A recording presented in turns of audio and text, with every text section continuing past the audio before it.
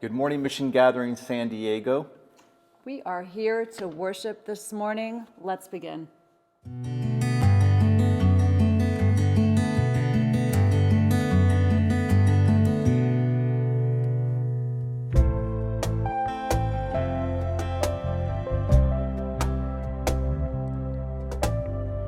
There is a grace when the heart is under fire.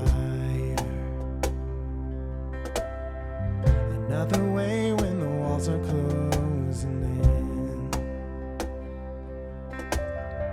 And when I look at the space between where I used to be and this reckoning, I know I will never be alone. There was another in the fire, standing next to me. There was another in the waters, holding back the sea. Should I ever need reminding of how I've been set free, there is a cross that bears the burden, where another died for me. There is another in the fire.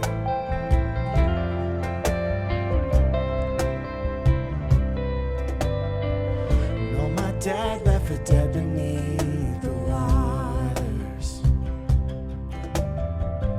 I'm no longer a slave to my sin anymore.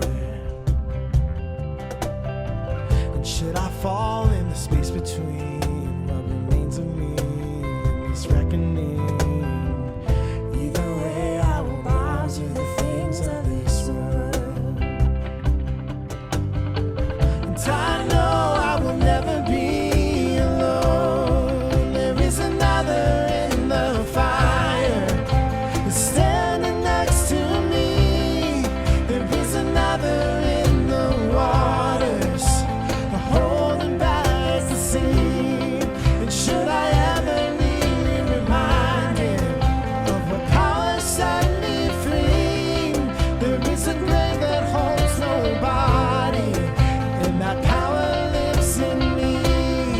There is another in the fire.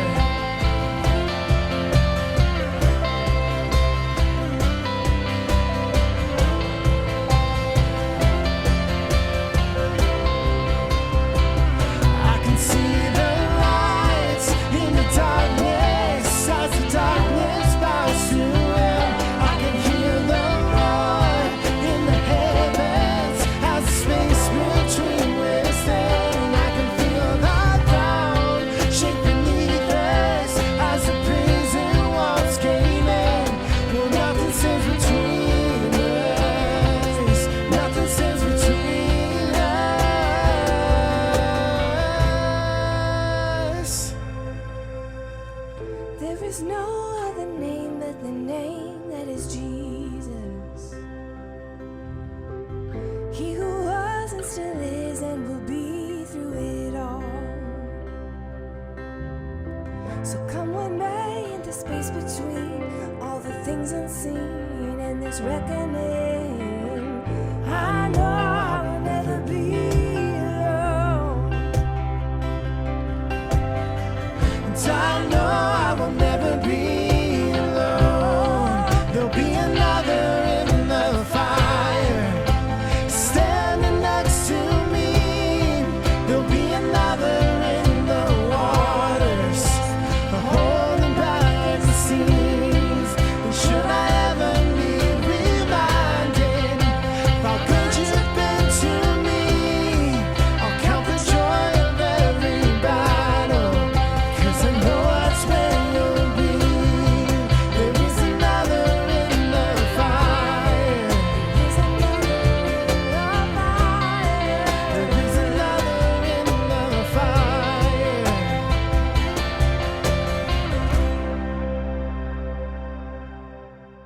In this part of our gathering, we want to share all the things that are coming up here at Mission Gathering San Diego. As we all know, Lent has started. We are on the journey toward Resurrection Sunday. And each Wednesday night by Zoom, we are doing a Lenten series study together with Mission Gathering Issaquah and Mission Gathering Pasadena. And so please look for that in your newsletters and a special email about that, and the Zoom link will be there to join us each Wednesday until Easter at 7 p.m. And we have some exciting news this Sunday. We are starting in-person gatherings again here in the North Park community. Tell us about it, Wendy. Yeah, we are going to be at our new venue, which is at El Cajon Boulevard in Illinois, and this is going to be on Palm Sunday, March 28th, at our regular meeting time of 10 a.m. I believe it's 10 a.m. Yes, sure. I would want it at 11:30, but that's okay. 10 Right, a.m. and so would many of us. So start getting ready now. Maybe start setting your alarm and getting dressed and being ready to gather together. So March 28th, it's March Palm 28th, Sunday. Palm Sunday at 10 a.m. at Vasa, which is at the corner of El Cajon Boulevard and Illinois, just 2 blocks north of us. So as we talk about regathering, we also have in the midst of this really exciting news, some sad news, and many of us already know that Emmanuel de Guzman, our heart and our life of our community, especially when it came to serving us and serving when we had the shelter here and in all of the different gatherings that we had. Emmy was always there, and he passed away just a few days ago in his sleep. And we have all spent a whole lot of time talking about how surreal this is, and at the same time how amazing it is that he went in his sleep, because there is no one who deserved such a peaceful passing. So we want to process this together as community. We want to let you know that at the end of this service, we will be having a slideshow that we put together of some of the pictures that Emmy himself posted to our SDMGers page. If you don't belong, please request an invitation to that. And then pictures that all of us have contributed. So stay tuned, stick around till the end of service for that. And also watch our Facebook page and watch the MGers page, because we will be sharing information about his memorial service, which will be soon. Will be soon. Of all my years of planting churches and working with volunteers for our mission gathering churches throughout the country, honestly, Wendy, I have never met such a person with such a servant, loving heart. There is no church, big or small, that has had the welcoming, we call it sacred grounds, a full-on, basically breakfast. Gourmet food, Right, gourmet food. spread. And he would be here at 5:30 or 6 a.m. with the rest of the team, but he organized it and was the force behind that, and just really poured his heart into this community. When we came to this beautiful facility here, our campus here, it's just, he will be greatly missed. Greatly missed. And so there's no exaggeration when we're saying that. Like, have never known anybody like that. There was no self-glorification in Emmy's service. All of these pictures that he posted, I mean, we all know we are a selfie culture, and that is not who Emmy was. Emmy always posted pictures of people enjoying the things that he would put out there. So I imagine that Emmy will fuel years of sermons to come. Yes. Seriously. Amen. Amen. And speaking of serving and giving, this part of the virtual gathering, we want to encourage you to give to your church. If this is your church, has been your church for years, or has just become your church, and this year through the pandemic virtually, we ask that you support Mission Gathering San Diego and all the works that we do in the community, and also throughout the United States and world. All that we're doing. The message of Mission Gathering San Diego has impacted thousands of people through the churches that you've helped planted, and also just our weekly virtual cast and the ministries that we do for those who are in need. So please, there in front of you are the links to give, or the phone numbers to call, the website to go to. It's all right there. Please give to your church if this has become your church, and we greatly appreciate it. So let's go back to the gathering, and thank you for being here. God bless you.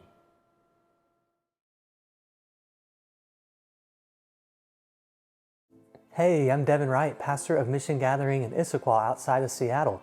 So hello to Missiongathering in Pasadena, San Diego, Charlotte, and the Seattle area. I'm really glad to be with you today on this second Sunday of Lent. We are in our series, A Journey of Renewal, looking at how to process some of our pain and suffering as we look toward the hope of some renewal and rebirth. And as I read the text this week, was reminded of some jaw-dropping moments in history where you just kind of go, did they seriously just say that? And with the Grammys coming up in a few weeks, I was reminded of the 2009 VMAs. Taylor Swift won Best Video. She goes up to give her acceptance speech. Kanye West jumps on stage, rips the mic out of her hand, and says essentially that Taylor should not win, but Beyonce should win. And maybe he was right, but I just remember the jaw-dropping moment of, did he seriously just say that? I had another one of those moments just this past month. Secretary of State Mike Pompeo tweeted that America should not be multicultural. I had a jaw-dropping moment of, did he seriously just say that? And as I read the text today and this week in Mark 8, Peter and Jesus had a did he seriously just say that moment. In Mark 8, they just had a conversation about how Jesus is the Messiah, the Christ. And people expected this Messiah person to kind of usher in God's rule in the world and defeat Israel's enemies and establish himself on the throne of the world. And in Mark 8, Jesus describes his role as Messiah a little bit differently than what they expected. In Mark 8:31, he began to teach them that the Son of Man, which he called himself, must undergo great suffering and be rejected by the elders, the chief priests, the scribes, and be killed, and after 3 days rise again. And he said all of this quite openly. So kings who defeat enemies and rise to power are not supposed to suffer and be rejected by their own people and die. It seemed absolutely ridiculous. So Peter looks at Jesus as if Jesus just took the mic from Taylor Swift. Peter took Jesus aside, rebuked him, and essentially was like, shh, do not talk like that. Jesus turns back to the crowd, rebukes Peter right back, and tells Peter, he says, get behind me, Satan. You are setting your mind not on divine things, but on human things. Satan, that is harsh. Peter misunderstood what the Messiah was to do, and he was really arrogant about it, thinking that he knew better than Jesus what the Messiah was going to do. So Jesus says, get behind me. Disciple is one who follows from behind, not out front, asserting themselves. There's totally a lesson in here for me when I am convinced that I have the corner on truth. Sometimes I need to be the one to get behind Jesus, stop talking, and do some listening. And from Jesus' perspective, have you ever stood up for something that you really believed in, only to have people tell you that you really need to be quiet? You really need to not talk about that so loud. The people who would maybe rather maintain the status quo rather than ruffle feathers.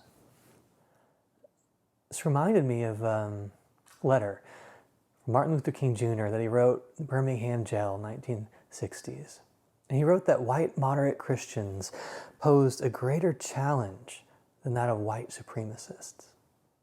He said, shallow understanding from people of goodwill is more frustrating than absolute misunderstanding from people of ill will. Lukewarm acceptance is much more bewildering than outright rejection. And he said that the church, the white church, needs to take a stand or risk being dismissed as an irrelevant social club. Taking a stand towards liberation against oppression often leads to some pushback from those who want to maintain the status quo. So Jesus takes this as a teaching moment for the crowd. So after calling the crowd together with his disciples, Jesus said to them, "All who want to come after me must say no to themselves, take up their cross and follow me. All who want to save their lives will lose them, but all who lose their lives because of me and because of the good news will save them. Take up your cross, my cross to bear." That phrase, take up your cross, is often used to mean something difficult that you go through, that you have to face alone, and challenge some suffering in life. And this passage has been used by Christians to tell those being oppressed, abused, to just hang in there. It's your cross to bear. To tell those in abusive relationships to just turn the other cheek, that this is your cross to bear. To see any and all suffering as just something that should be endured, as Jesus endured his suffering. Reverend Joanne Carlson Brown, she's done some extensive work on LGBT issues and abuse in the church, and she is a professor at Seattle University. She wrote that it is not acceptance of suffering that gives life. It is commitment to life that gives life. If you believe that acceptance of suffering gives life, then your resources for confronting perpetrators of violence and abuse will be numbed. Acceptance of suffering is necessary.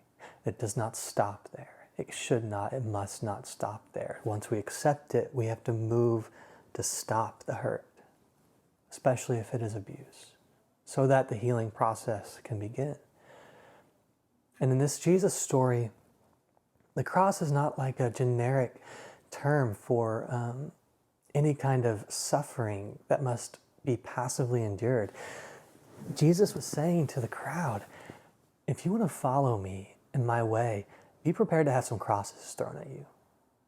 Because living a life that seeks the wholeness of others, that seeks the liberation of people, that resists greed and revenge, that challenges those in power, that takes care of the poor, that shakes up the status quo. If you live that way like me, you are going to get into trouble. The kind of trouble that John Lewis called good trouble, I think. That's what Jesus is talking about here in this passage. And there's also a kind of suffering that doesn't come from the hands of others. It seems to be built in the fabric of life. It comes from natural loss, the pain from the loss of loved ones, loss of health, out of our control.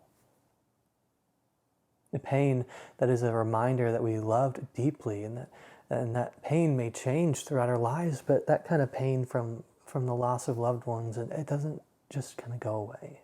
It doesn't just heal. Philip Yancey gave a message at Virginia Tech in 2007, just a couple weeks after the mass shooting that killed 32 people. And Philip had a neck brace when he gave this message because he was in a horrible car accident recently and broke his neck near the spine, half an inch from the spine. And he said for the first few hours, as they got him out of the car and he lay strapped on the bodyboard, and the medical workers refused to give him pain meds because they needed a response from him. The doctor kept probing and moving his limbs, asking, does this hurt? Do you feel that? The answer was, yes, it hurts. I can feel it. And that's the answer that they were looking for. Because each sensation, each feeling of pain gave proof that his spinal cord wasn't severed. He said, pain offered proof of life, of connection, a sign that my body remained whole. He said, in grief, love and pain converge. You feel grief because you had a connection, a person.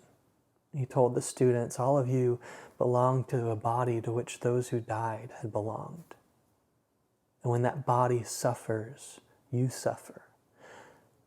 He said, remember that as you cope with pain. He says, don't try to numb it. He said, instead acknowledge it as a perception of life and love that was there. This is helpful for me when I realize that my pain is shared, it's communal.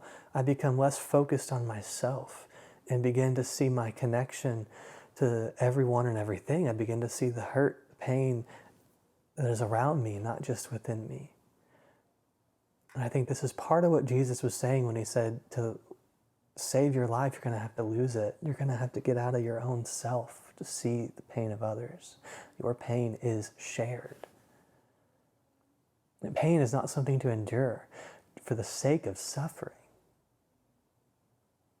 Pain is a communication to you that something is not as it should be. Whether that is pain that you feel in your body or in your emotions, or maybe in a whole community when there is loss experienced or injustice or oppression.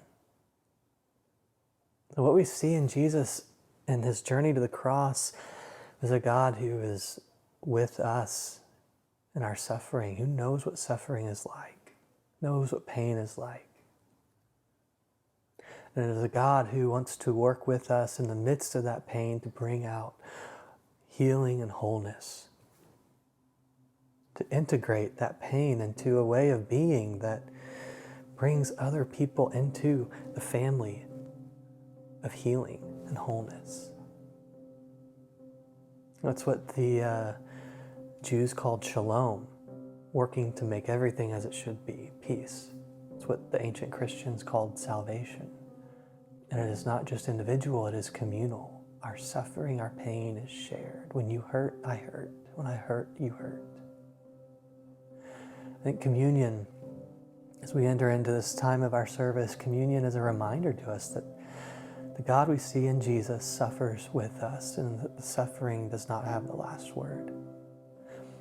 And that sometimes that suffering is an opportunity to resist oppression, because it's a result of people resisting the way of love, the way of Jesus, and throwing crosses at us. So carrying a cross means I will continue to resist that oppression. Sometimes suffering means it's the pain of loss. And that pain will not be the final word. The God of hope, the God of Christ, wants to work with us to use our pain to bring healing, liberation, and wholeness, renewal, restoration. So when Jesus was with his disciples, sharing a meal before his death, he took the bread, and whatever food or drink item you have available to you, you can use that, whether it's coffee or water or tea or a cracker. Jesus took the bread and he broke it. He said, "This is my body, broken for you." He knew the pain he was about to experience. And he took the cup.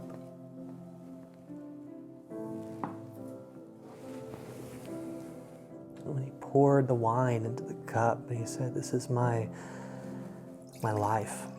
It's poured out for you. This is a new covenant between humanity and God, a new covenant rooted in love, an inclusive love, where everyone is welcome to the table of grace." And there are some who don't want everyone to be at that table, and they may throw some crosses our way for it. But I want to follow the inclusive way of Jesus, who came to bring liberation for all. So as you eat and drink, may you know that you are not alone in your pain. May you know that God is hurting with you and working within you and through you to bring healing and hope to this world. Go in peace.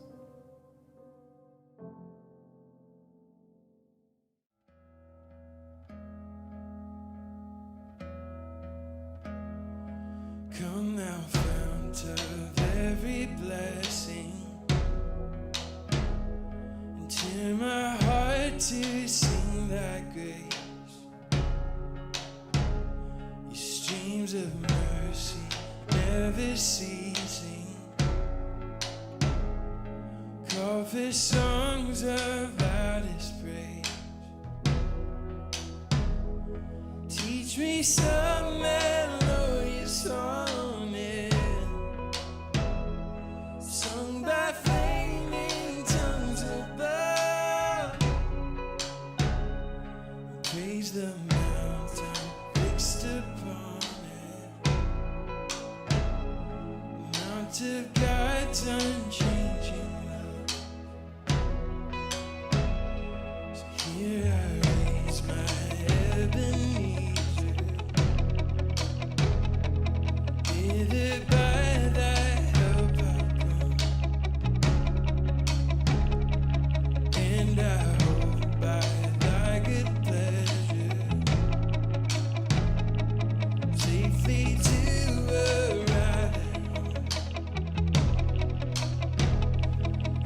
Jesus saw me when a stranger, wandering from the fold of God, He to rescue me from danger, He interposed His precious blood.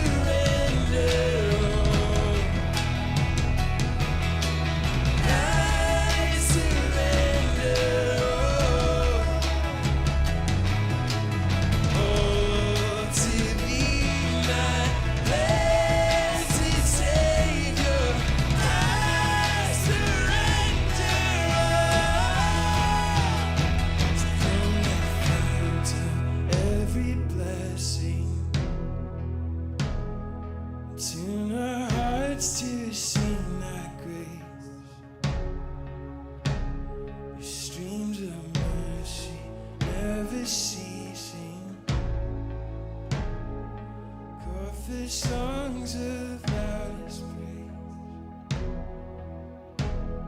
So teach us some melodious sonnet, Lord, sung by flaming tongues above.